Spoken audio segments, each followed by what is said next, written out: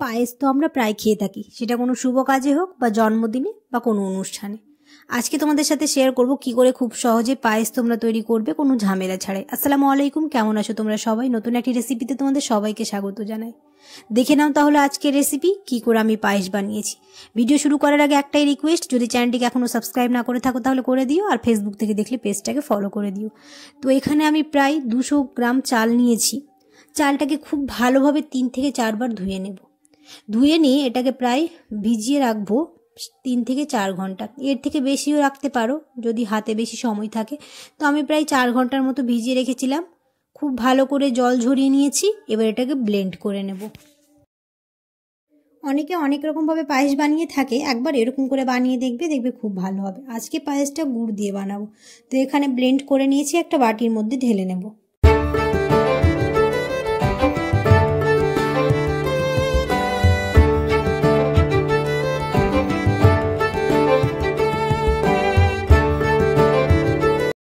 এবার এখানে কড়াই বসিয়ে দিয়েছি। কড়াইয়ের মধ্যে দিয়ে দিব হচ্ছে 1 লিটার দুধ। দুধটাকে আমি খুব ভালোভাবে জাল দিয়ে নিয়েছি। এবার এখানে দুধটা দিয়ে দিলাম। এবার এই দুধটা যেহেতু গরম আছে, এই দুধের মধ্যে এখন দিয়ে দিব হচ্ছে বড় চামচের 1.5 চামচের মতো গুঁড়া দুধ। এই গুঁড়া দুধ দেওয়ার জন্য পায়েসের স্বাদটা আরও দ্বিগুণ হয়ে যাবে। খুব ভালো করে নাড়তে থাকবো যতক্ষণ না গুঁড়া দুধটা মিক্স হয়ে যায়।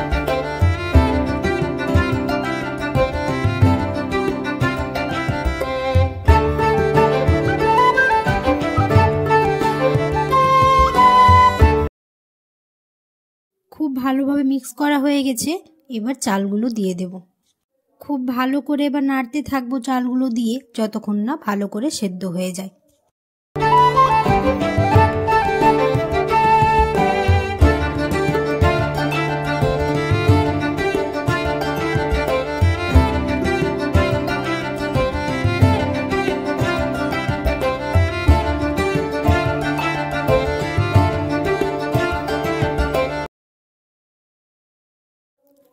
খুব ভালো করে এটা এবার মিক্স করা হয়ে গেছে। এবার এখানে দিয়ে দেবো হচ্ছে মিঠাই মেট 1 চামচ।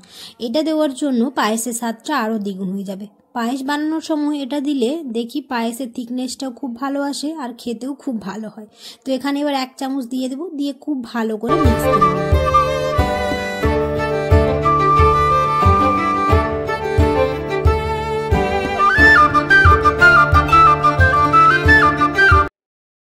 এবার দিয়ে দিব হচ্ছে খেজুর গুড়।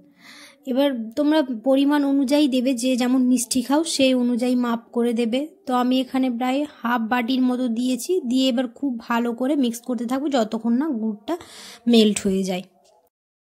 চিনির পায়েস আমি আগে একটা ভিডিওতে দিয়েছি, তোমরা যারা দেখোনি অবশ্যই গিয়ে দেখে নিও, আমি ডেসক্রিপশন বক্সের লিঙ্ক দিয়ে দেবো।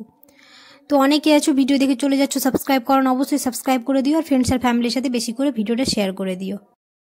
এবার এখানে 1 চিমটি লবণ দিয়ে দিলাম। যে কোনো মিষ্টি জিনিস এই লবণ দেওয়ার জন্য স্বাদটা খুব ভালো আসে। এবার এখানে দিয়ে দিলাম হচ্ছে কাজু আর কিশমিশ। তোমরা চাইলে এটা ভেজেও দিতে পারো, আমি এখানে ভেজে দিইনি, এমনি দিয়ে দিলাম। দিয়ে খুব ভালো করে মিক্স করে আর 1 থেকে 2 মিনিট ফুটিয়ে নিলে হয়ে যাবে আমাদের পায়েস রেডি। দেখতেই পাচ্ছ কতটা লোভনীয় লাগছে। তোমরা অবশ্যই এরকম করে একবার ট্রাই করে দেখবে, আর যদি ট্রাই করো তাহলে আমাকে অবশ্যই কমেন্টে জানাবে কেমন হয়েছে। অনেকে অনেক রকমভাবে পায়েস বানিয়ে থাকে, একবার এরকম করে ট্রাই করে দেখবে, খুব ভালো হবে। চলো তাহলে ভিডিওটা আজ আমি এখানেই শেষ করছি। কেমন হয়েছে রেসিপিটা তোমরা অবশ্যই কমেন্টে জানিও, আর যদি ভালো লেগে থাকে তাহলে অবশ্যই একটা লাইক করে দিও। দেখা হবে খুব শিগগিরই পরের একটি নতুন রেসিপিতে। সবাই খুব ভালো থাকবে, সুস্থ থাকবে, সাবধানে থাকবে। আল্লাহ হাফেজ। আর অবশ্যই এরকম করে একবার ট্রাই করে দেখবে, খুব ভালো হবে খেতে।